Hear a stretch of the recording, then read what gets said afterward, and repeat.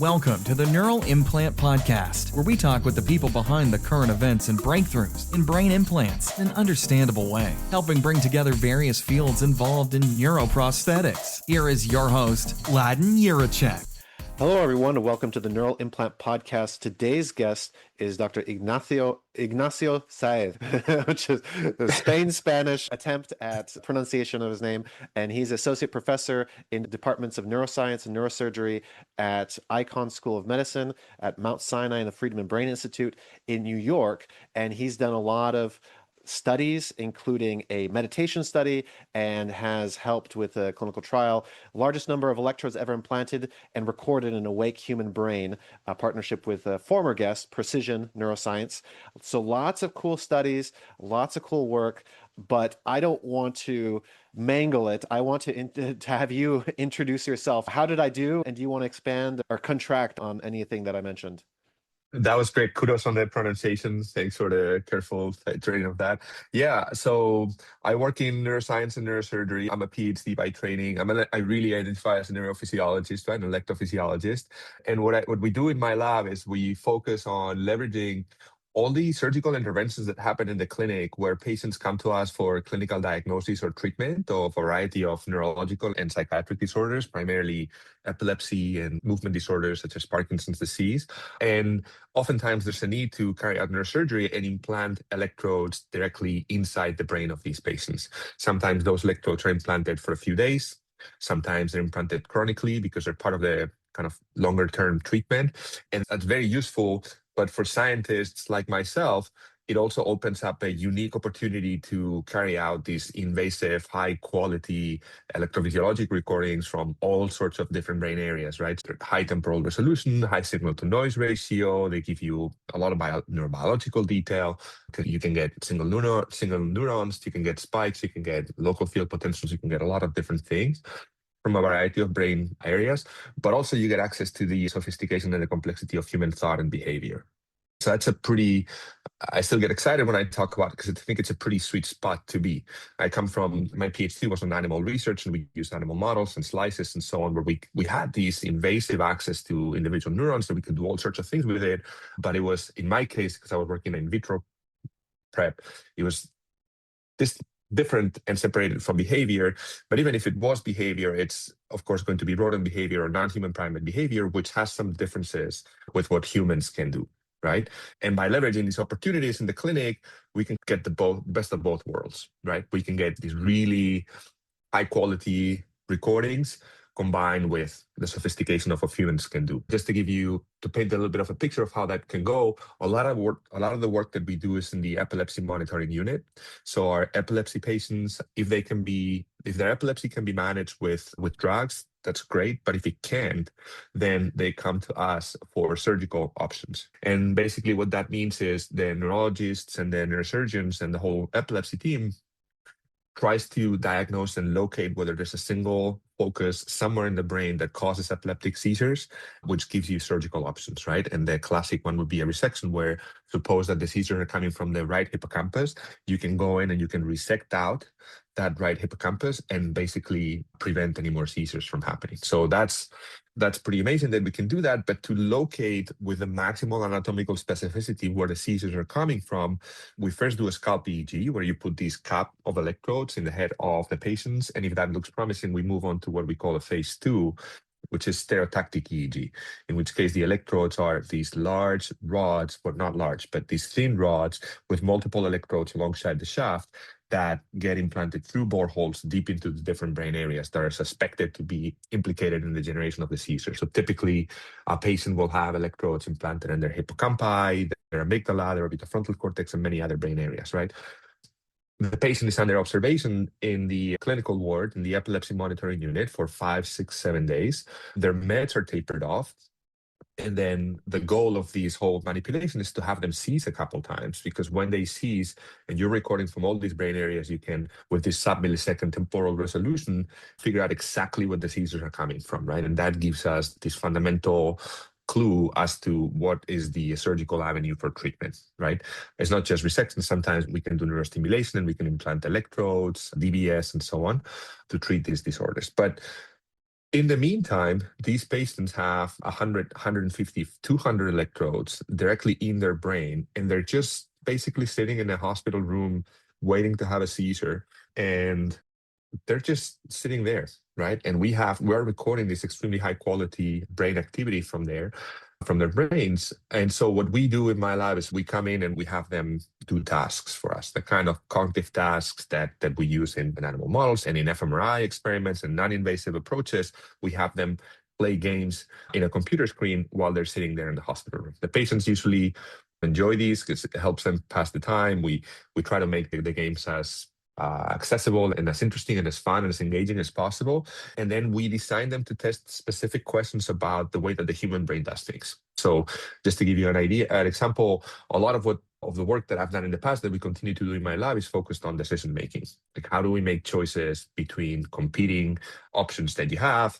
For example, if you're going to get some lunch and you have to choose among all these different restaurant options, how do you select the one that you think is best? And then you taste the food, and how do you learn from it to make better choices next time? We know a fair amount about how these things work in the brain based on non-invasive human imaging and invasive experiments in the animal models. But by being able to have them play similar games, that gives us an even more detailed picture of what the brain is doing while those things are going on, right?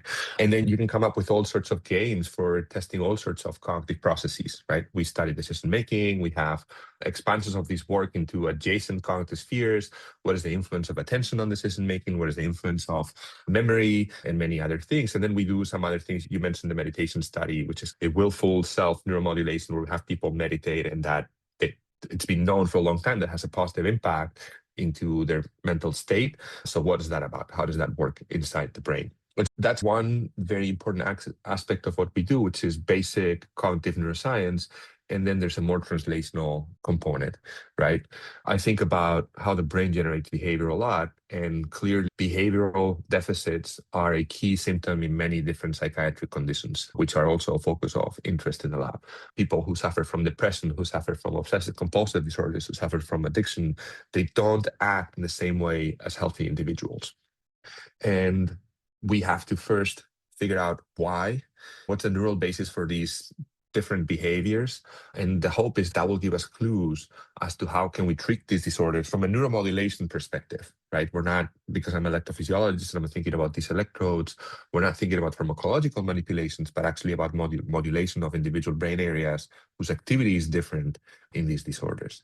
I mentioned the case of the epilepsy patients, which has a clear therapeutical pipeline, but oftentimes they also have psychiatric comorbidities, right? So for example, depression is a very common comorbidity in epilepsy. So there you go. You have a unique opportunity you have a clinical reason to implant the electrodes, which is their epilepsy.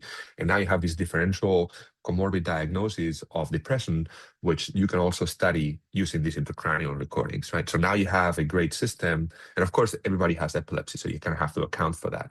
But then some of those patients do have depression, some don't. They act differently.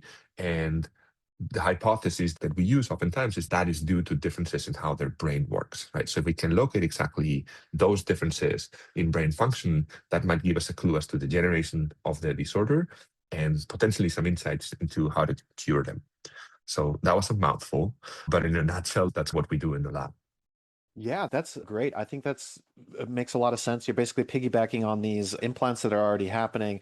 And like you said, they're sitting around. They would not be collecting any data. And of course, this is much better than animal studies because you have to develop a convoluted method to figure out, especially something like meditation. Like, how would you do that in an animal model? That would be pretty much impossible. And then other things as well. So it really opens the door. And of course, in the end, we don't really want to treat animals. We don't really want to treat rats for their meditation or depression or something like this. There's no money in that. It's the humans that we want to ultimately treat. So you're just going to the end. So how was that transition? Because you said you started with animals, and then now, having done some rat surgeries, you're qualified to do human surgeries, or what was that? They said, "Oh, it's okay. Here you can go. You can scrub in." How did you do that transition? Basically have the same pieces, the same parts. No, not at all. I did do some rat surgeries and so on, right? But the work that I do now is very much in deep a collaboration with the surgical team at the hospital. So I work closely with the neurosurgeons, I work closely with the neurologists. They're the ones doing the surgeries. In a lot of the things that I do, there needs to be no deviation from the surgical procedure. These epilepsy patients, they're getting these electrodes implanted anyway. And the research team by design has no say onto where those electrodes go, because that would be unethical. So we actually take what we can get from the surgical team. They choose the location of the electrodes based on the clinical presentation. And then we just take all of the data that we can get from these patients. But it just so happens that there's consistency in the way that these locations are chosen and selected. There's consistency in the regions that we're hitting all the time. And that allows me to plan adequate experiments. So a lot of intracranial research historically has been very focused on deep temporal lobe and hippocampus, which is both obviously a super interesting brain area that has many different functions that people are very passionate about, including memory and navigation and abstraction and so on. But it also happens to be implicated in about 2/3 of epileptic seizures, right? So it's almost every time a surgical target. So because we know that, we can plan games and tasks that we hypothesize are going to tap into hippocampal processes, right? And just like hippocampus, we also routinely target the amygdala, we target the orbitofrontal cortex. And so we go to the same places routinely, patient after patient. And there's obviously differences, right? Not every patient has the same coverage and so on, but there's sufficient regularities that we can plan ahead and design our experiments around the brain areas that we think we're going to be collecting from. And in some other cases, we do make slight modifications with the patient's consent to the surgical procedure. So for instance, in passing, I mentioned very briefly single unit recordings, where we use these really thin microwires that allow us to tap into electrical activity at the single neuron level, right? That is not clinically indicated. As of today, there's no clinical decision that depends or is informed by the fact that you record from individual neurons, at least not in the epilepsy ward.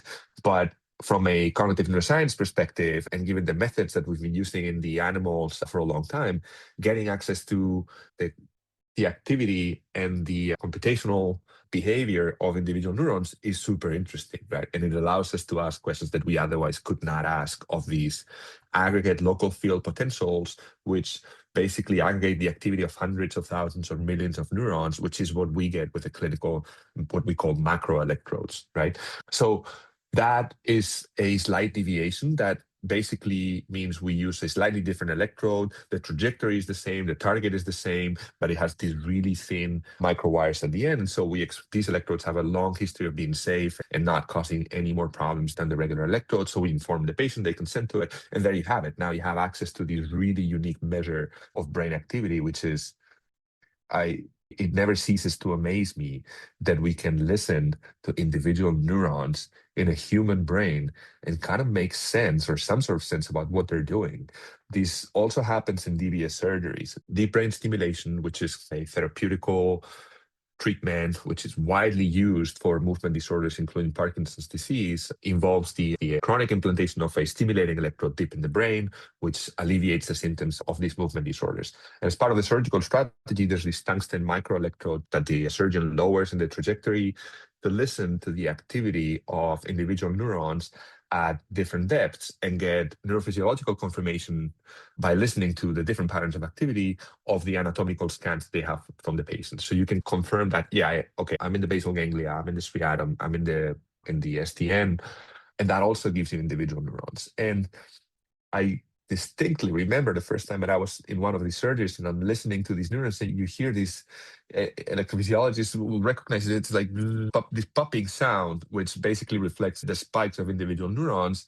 And you're sitting there, you're looking at the patient, you're listening to these individual neuron doing its thing. And when the surgeons or the neurologist will take the patient and move their arm, and the neuron will go off, right? When their arm is moved, it reflects that passive movement. So you listen to the neuron, and you're listening to a human brain cell do something in real time that you can see with your own eyes, and that it's a magic moment.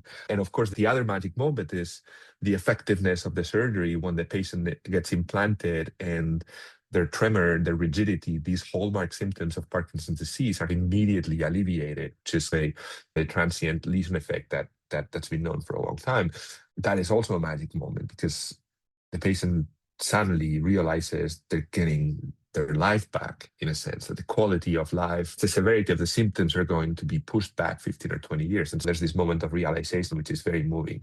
So in a nutshell, that encapsulates everything that I love about these experiments, because they give you this really detailed, intimate access to these fundamental unit of brain activity, which is the neuron. And at the same time, you see the clinical impact in real life. And it's very inspiring, right? It speaks to both the scientific utility and also the clinical application and power of these approaches. Yeah, that really is amazing. This episode is sponsored by blackswan-ip, a boutique law firm specializing in intellectual property for neurotech and medtech startups, founded by Eugene Daneshvar, who holds both a JD and PhD in biomedical engineering. blackswan-ip helps innovators secure patents, develop smart IP strategies, and even navigate funding. Whether you're an early-stage startup or scaling your medtech venture, they'll work with you using flat-fee pricing and deep technical expertise. Learn more at blackswan-ip.com. And a lot of DBS, deep brain stimulators, they're very, I guess, coarse. Maybe they have a handful of electrodes, 3, 4, 5, 10 or something like this, and they're quite big. Famously, also, Medtronic bought Sapiens, and they had more directional and a higher number of channel counts. And here you are mentioning single unit recordings. So do you see a big difference in these deep brain region of recording stimulation at the smaller neuron counts? And you mentioned 100 electrodes with some of your experiments. Should we be moving towards these kind of finer and finer electrodes? If we need to, these directional electrodes have proven useful because it gives the neurologist more options in terms of how they optimize the stimulation and how that improves the clinical symptoms of the patient. The problem, of course, is that now you have a lot more options and you need some sort of optimization procedure, some guidance as to how do you choose the different stimulation procedures, because now you have multiple combinations of electrodes that you can use. And in principle, there's different frequencies of stimulation you can use, different amplitudes, and some of this is titrated. So for the most part in the clinic, we use open loop stimulation, right? Meaning you set it and you forget it. And then I say, because there is a way of closing the loop, because the patient comes back in a couple of months and they talk to the doctor and say, did that work? Not really. So I'm going to tweak it a little bit. So they close the loop to that conversation. But of course, ideally what you'd want is a true closed loop device where there's some sort of electrophysiological biomarker that guides the stimulation procedure. That is true at the single electrode level, which, like you're saying, is the workhorse of DBS, right? We have a single target, we put a single electrode, and then we optimize. And not just electrophysiology, we also use like anatomically guided tractography and all sorts of things to do these DBS approaches. And that's already complicated, right? Because even if you know where you're going and you're very careful about the positioning, you have all these combinations of parameters that you can use to ameliorate the symptoms.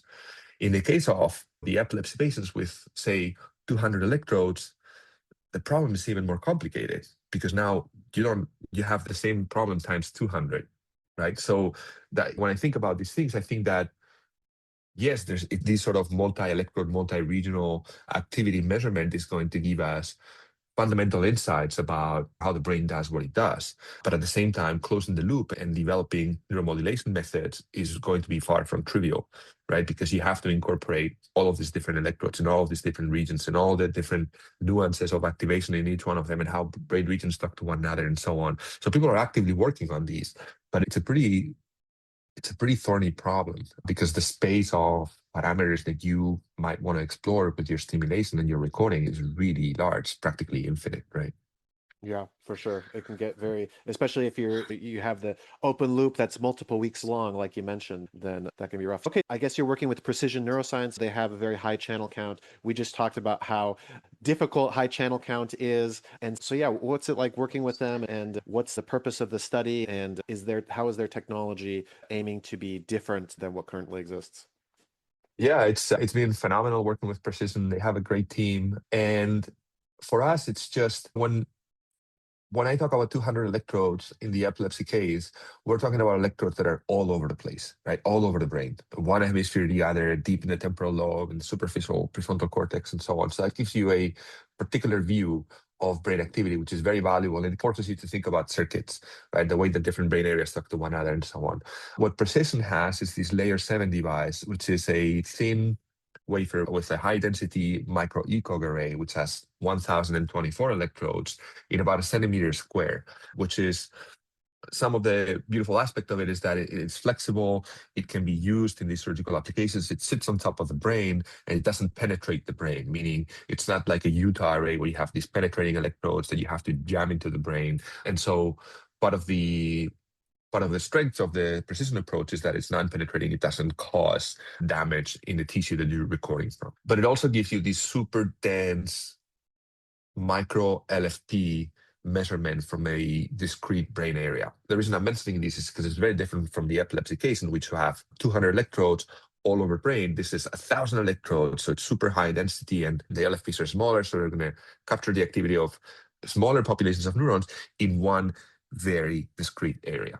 Right. So part of the game that we play is, where do we implant it? What can we learn from it? I'm basically in it for the science, and we're trying to find out, how do we use this device? How can we best use it to learn more about the brain and hopefully illuminate the path towards treatment?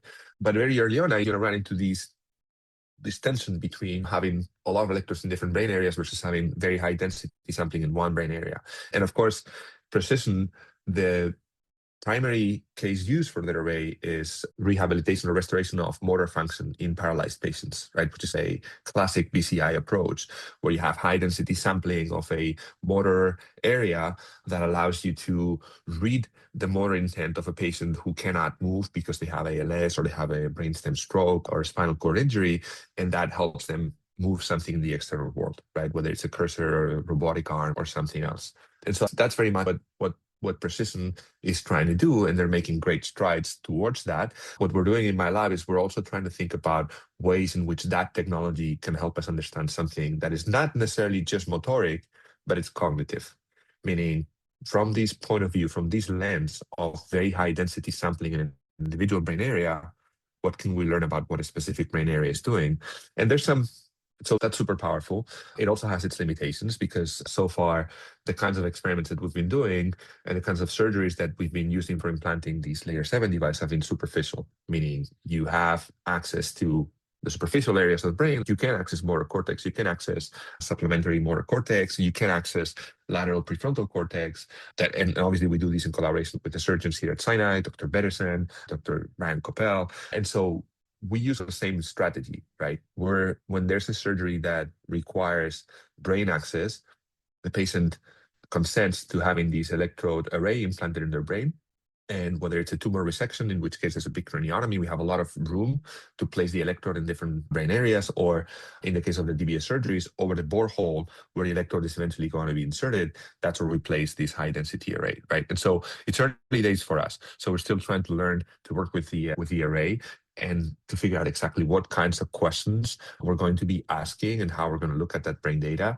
But again, because my fundamental interest in the lab is about cognition and thought, that's the direction in which we're trying to move. This is obviously very much a research enterprise, but I also think that at some point in the future, it's hard to put a number on it, but at some point in the future, BCI companies will need to care about these sorts of things, right? Because the same way that I think about psychiatric conditions as being conditions where thought processes and mood and imagination are affected, eventually we won't want to have cognitive BCI to treat those disorders, right? So I see these kind of collaborative efforts with Precision and also the work that we're going in the clinic as very early stages for describing what are the patterns of brain activity that's observed these cognitive functions. Also, again, there's some clues as to how they're changed in disease, and starting to think about how do we manipulate those in a therapeutical way. Yeah, that's definitely that could be huge. So yeah, you mentioned a lot of these clinical trials, finding out answers that would be useful for companies or something like this.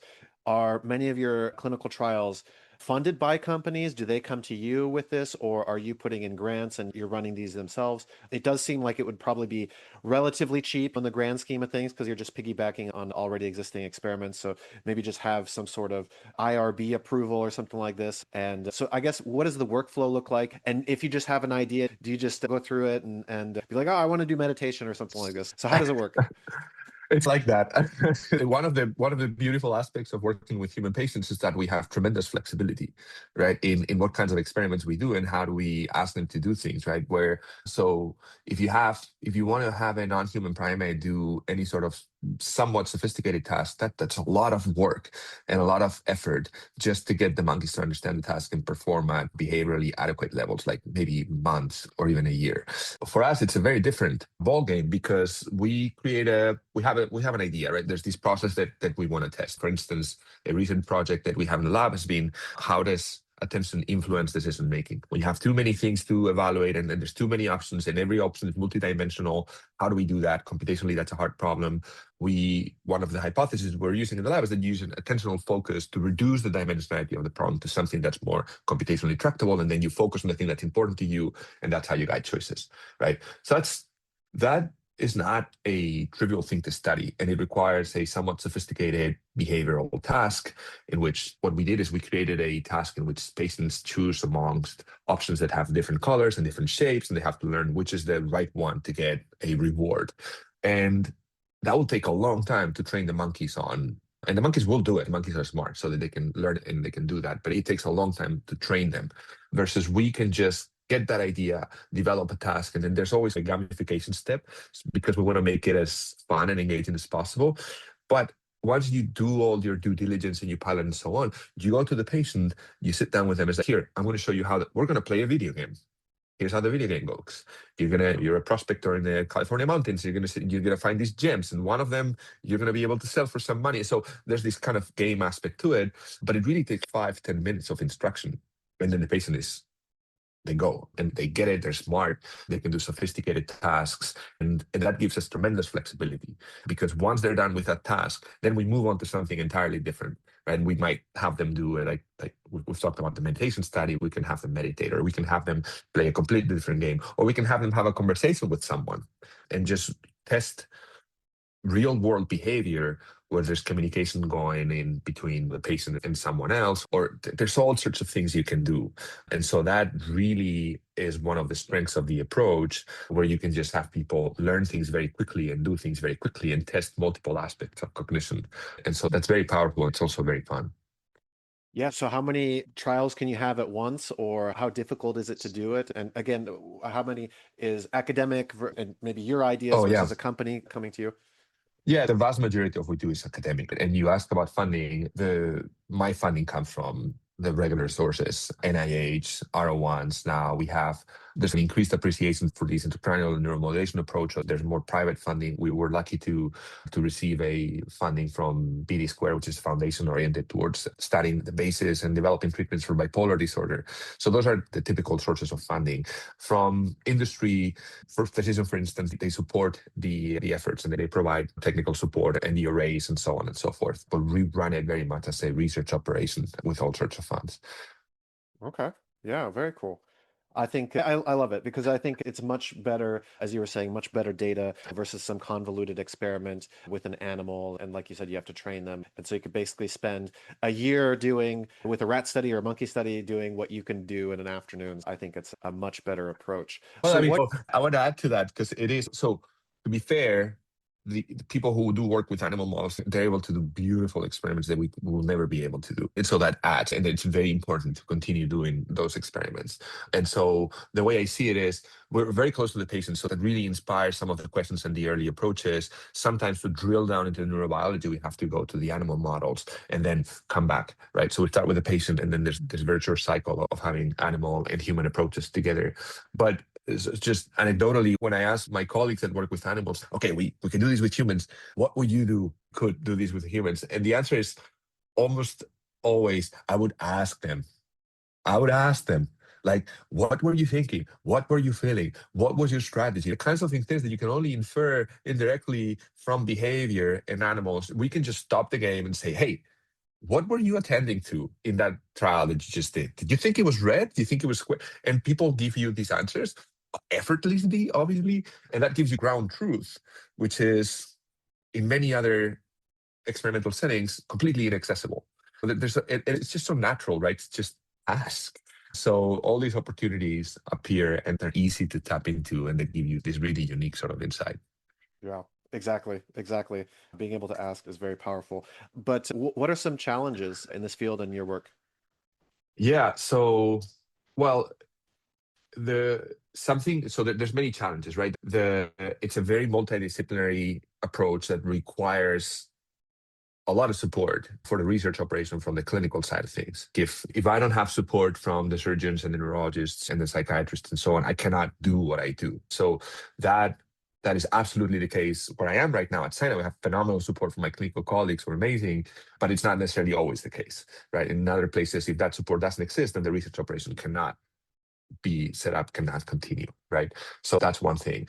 Another challenge is we talk about these experiments and these tasks, and we get excited, and there's all these things you can learn about the biology and so on. But you have to remember you're working with human beings, you're working with patients, and oftentimes with the epilepsy patients, for instance, they're not here to be subjects in your test study, right? They're here for clinical reasons. They're here to be treated, and it's a complicated time in their lives. They just went through surgery and so on. We have to be very mindful of that and treat them with the respect and warmth that they deserve. And it's not trivial walking the line between getting the job done and collecting the data to keep your project moving forward and being respectful of what the patient needs and what they need at a given point in time, give them time, give them privacy, and so on. I think we do a fairly good job of that at my lab, but you have to find that balance between maintaining the integrity and the continuity of the research operation and just reminding yourself this is a patient who's here to get treated, and the clinical treatment and the clinical outcomes are paramount, and research is a close second, but it has to come after that. So those are, I think, the main challenges. What level of utilization? There's obviously a lot of people going through with these kind of epilepsy surgeries, and you seem unique in being able to come in there and do these experiments. Is it really the only location that's doing it? Are other places doing it? Should we be doing more of this? Is it invasive or something like this? What do you think? Do you think there should be more people like you?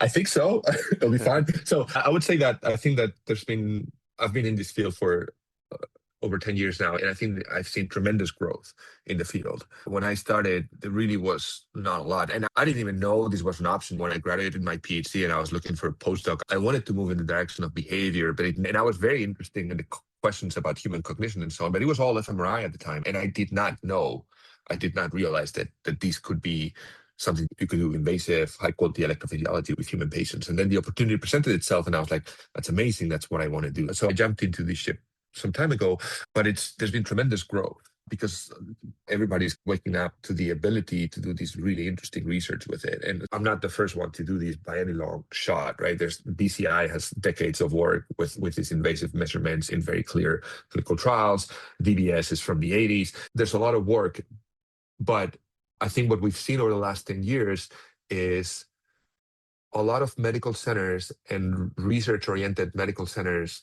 wake up to the real potential of the combination of these research approaches and these research methods and the ongoing surgeries that are happening day in, day out. So many hospitals throughout the nation and throughout the world are doing DBS because it's very well indicated for these movement disorders. They're doing epilepsy surgeries. They're doing all sorts of other things. There's just so many opportunities in the clinic to do phenomenal and powerful cognitive neuroscience and translational research.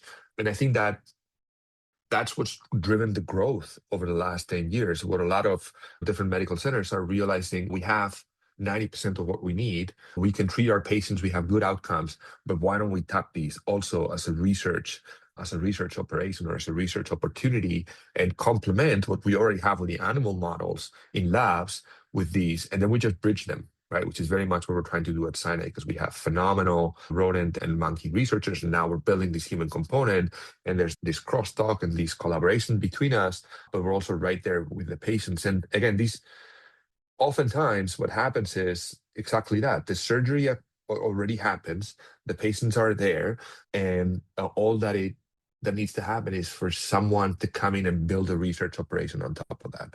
And I think that the time is ripe now that we're seeing a lot of that happening all over. I'm just back from SFN a couple of weeks ago, and I was just amazed to see how much intracranial work is happening all over the place. And it's great to see. The field is really growing, and there's all this excitement about neurotech also on the industry side and the ability to implant these electrodes and do interesting things with them. And yeah, it's really exciting. Yeah, hopefully, if somebody's inspired, they can reach out to you and figure out how to follow this path that you've already gone on. So, you mentioned a large potential in this and being able to do these studies. What kind of implications does this have for new devices or these kind of conditions? Is there anything that you've already seen that has changed the standard of practice, or what needs to be done, or what should be done? What changes do you foresee? Yeah. So the way I see it is, or the way I'd like to see my own research develop and some of the field develop is developing these treatments for psychiatric conditions is really hard. They're difficult. They don't have a clear anatomical correlate.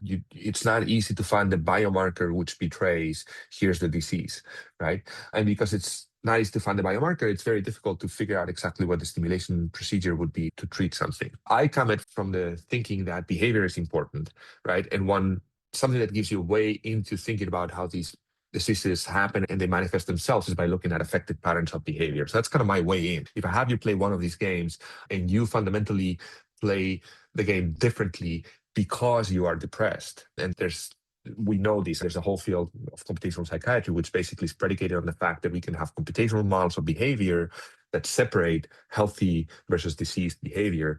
And I think that's a fundamental way in which we can think about those differences and find the neurobiological correlates as actionable insights that we can use to develop new treatments. That's how I think about it. And so I think that part of our mission is to apply that to some of these psychiatric conditions to find out where the hotspots are or how we think about neuromodulating. And of course, there's people have trailblazed the invasive psychiatry aspect of things. Helen Mayberg is here at Sinai, and she was the first one to do DBS for depression, which is very much single target. I think about it in a more circuit type way, as does she, because I have access to all this circuit wide activity, right? If I had to summarize it in a single sentence, it would be like, what is the neurobiological basis of psychiatric conditions and how it differs from patient to patient according to disease severity, and how can we drive brain activity back to healthy once we have that knowledge about the neurobiology or the biomarkers.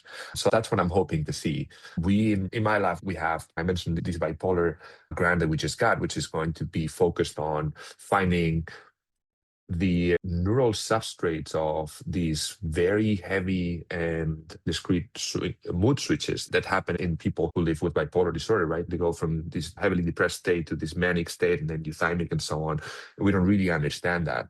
That is very much an adequate type of problem for us because we have the temporal resolution, we have access to the relevant brain areas, we think, and we increasingly can do these over longer periods of time where we track, what's happening in the brain, and maybe we'll be able to find out what happens just before you switch and what happens to your brain activity when you switch, and what are the patterns of neural activity that reflect that you're in a depressed state versus manic state versus a euthymic state. And that kind of gives you a representation of what this disease looks like and also a target to drive towards, right? So that's just one example of several things. Like I said, because there's so much flexibility in the way that we do these experiments, we can tap onto different patterns of behavior which are associated with other kinds of disorders. But that's what I'm excited about to develop in the lab. And I think that's probably a major source of scientific interest and growth over the next, 5 or 10 years. Okay. Yeah, so hopefully find some biomarkers for all of these and be able to close the loop as we were talking about in the beginning. Now, the final thing, so you had your, publicist put this together for Caitlin van der Wiele from Stellate Communications.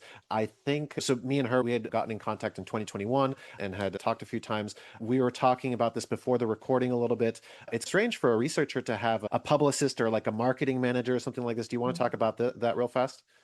Sure. Yeah. So Caitlin leads Stellate, which is a kind of a scientific support company. So they basically provide this service where especially PIs and young PIs who need a lot of help to do all the things that they don't necessarily know how to do, because your jobs goes from doing experiments and analyzing data and publishing the data to doing all these other things. And oftentimes we need help, right? We need a public presence. We need a website. We need someone who helps us reach out and organize these other aspects of your life that you didn't do so much of as a student, as a postdoc.